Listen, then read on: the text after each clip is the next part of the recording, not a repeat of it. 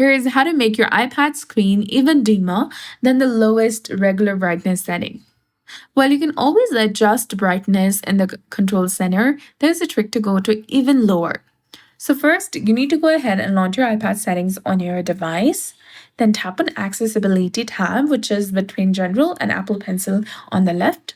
Now select Display and Text Size. Scroll down to the bottom, and there you'll get the option of Reduce White Point. Make sure that the toggle is turned on, and you can slide it all the way to 100% for maximum dimness independently of your regular brightness slider.